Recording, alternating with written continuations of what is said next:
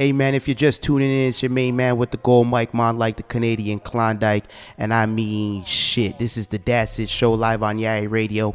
And I got a real special guest on the line right now. I got Mission Man, Tre Mission himself on the line. What's goody, man? Yes, you respect, you already know.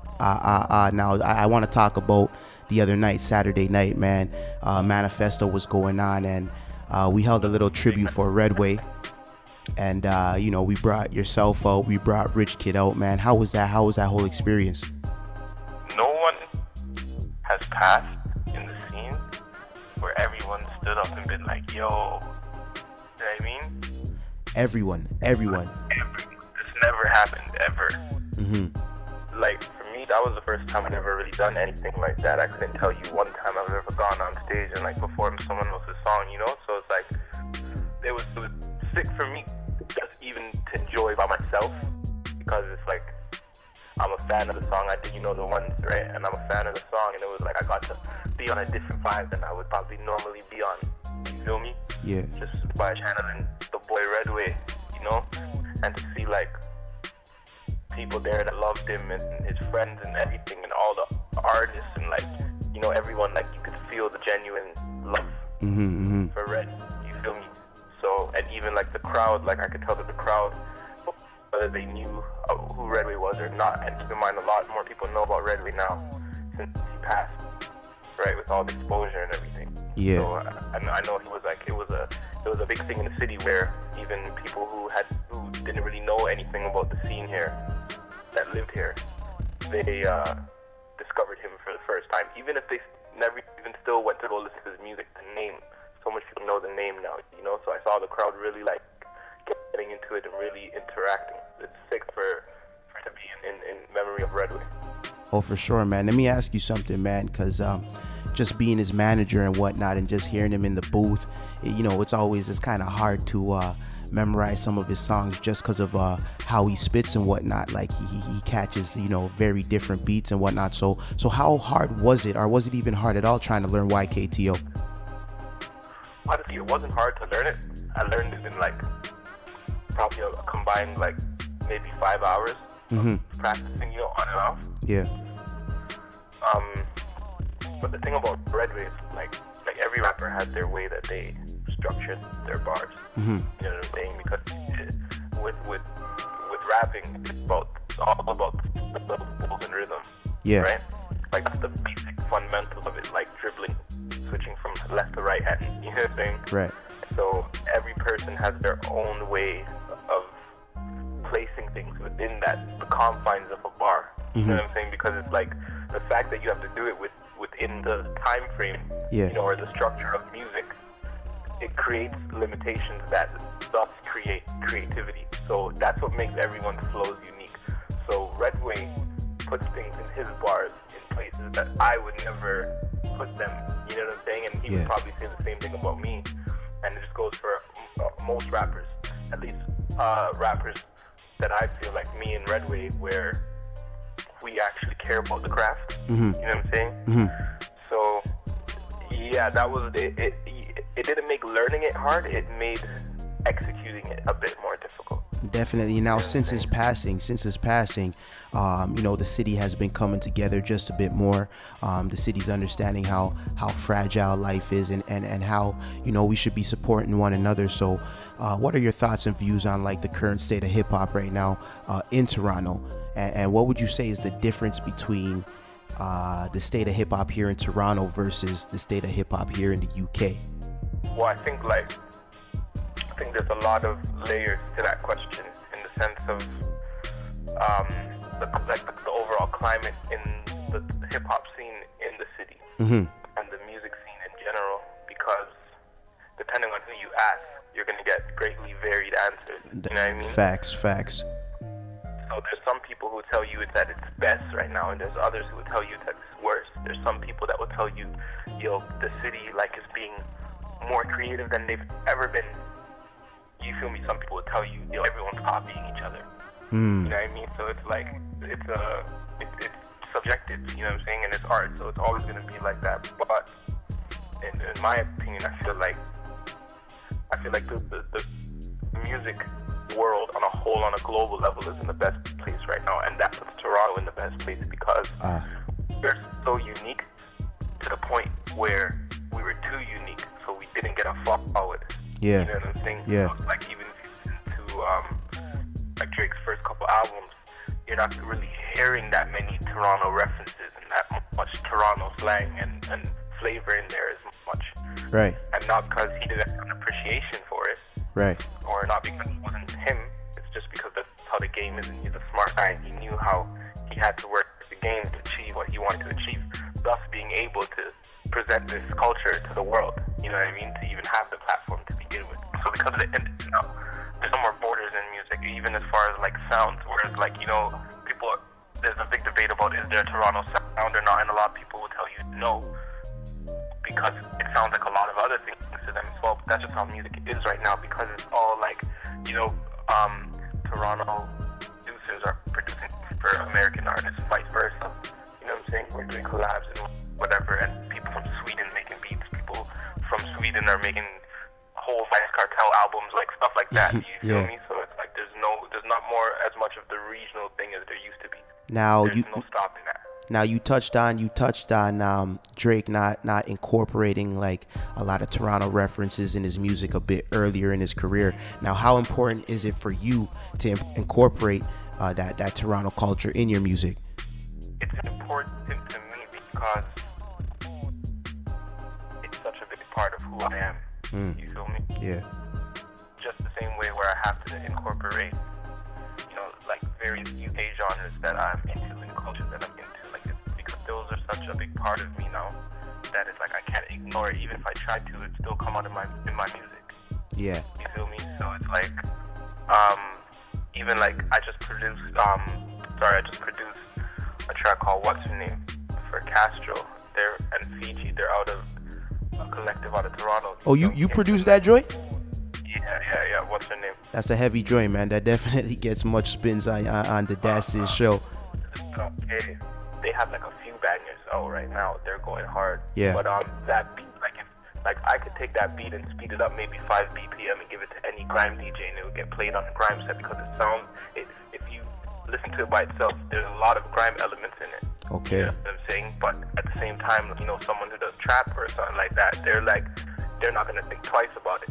Right. You know what I mean? It's a heartbeat to them the same way. Yeah. You know what I'm saying? So it's always gonna come out of my music. So the same thing with the Toronto, you know what I mean? The whole culture and whatever, like that's always gonna seep into my lyrics. Like even like the way I rap, like I can't really like when I rap, like I can't get my accent out of it no matter what. Like, you know what I mean? Like it still always comes through even if I tried.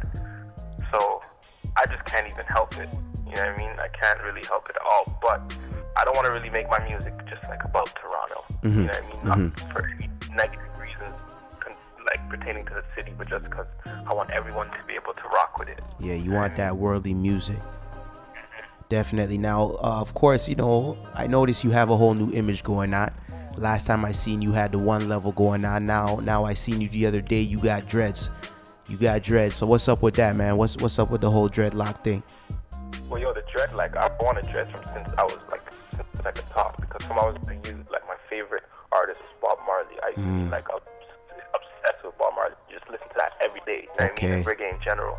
And I remember I used to beg my mom, to let me dread my hair, you know, and like, yo, first of all, I feel like cutting my hair is like counterproductive.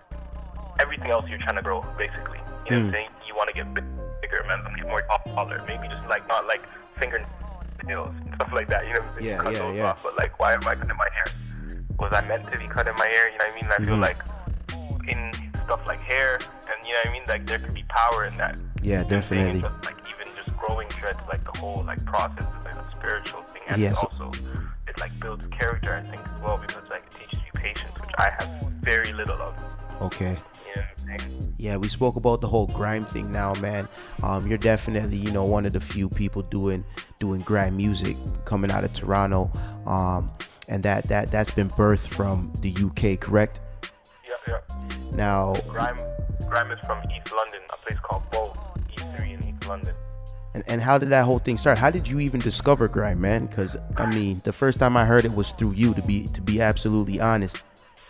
Yeah, well, grime started around the year 2000, the early 2000s. Like I said, in East London, a place called Bow, and it grew out of a music they had called garage. And what garage was like basically was like a more lighter version of grime. Grime is like dark garage, and garage is more based around like remixes of big R&B songs and stuff like that, and just girls singers. And it was for the girls in the clubs and whatever. Dudes used to rap over it. Yeah. And then it turned into. Then from there they wanted darker beats, and just one thing led to another and turned into grime, and then offshoot into dubstep and stuff like that. But I discovered it a couple years after it actually was created, but I didn't really know too much about it. I saw it on a show called The Wedge that they used to show on Much Music back in the day. Okay. And I seen a Dizzy Rascal video, and I remember the first song I saw. I didn't like it, but I took it in. I just breathed for a second, like, yo, this is something. Like, I don't even know what's going on. Something caught your attention. Yeah. And then later on, one of my brethren, he went to Jamaica, and I think one of his cousins from England was visiting the family in Jamaica as well, and he showed him a couple grime stuff. So these times he's sending me on MSN like links and tracks, and you know what I mean, like, yo, take this in. Yeah. So I just from there, like, I just started researching it extensively, and the rest is history. That's what's up. Now, I mean, you've been going back and forth to UK for how long? Tim Westwood appearances, man. Tracks with all types of grime gods out there. I mean, do you plan on going back there anytime soon, or what? Yeah, well, I go back at least twice a year usually. Like the last 4 years. Yeah. So I'm planning to make a permanent move there, or at least semi-permanent. Okay. Fairly soon, probably in the next year. You know what I mean? Just to, like I said, I'm in love with the culture, and I just want to submerge myself into that culture. And I love the nightlife, because when I'm at home, I don't really go out as much. I don't really enjoy it in Toronto the same way that I do. But when I'm in London, I go hard. You know what I mean? I think that'll be good for my music and everything. So. That's what's up. Speaking about your music, man, you dropped maybe about 3 new tracks for the year. Can we be expecting any new music coming soon? Any new projects? Oh, let it out, man. Let it out. They say the more you cough, the more you get off. That's an old school Canadian one. The more you cough, the more you get off. I remember a man said that to you. Hey, wait, real quick, man, before we get into the music, what are you smoking on right now? Boy, I couldn't even tell you what this is, fam. I don't even listen to the names, like that. I just know it's the loud, fam. I just know it's the pang, that's it. I hear that, man. But in terms of the music, what can we expect, man, for the rest of the year?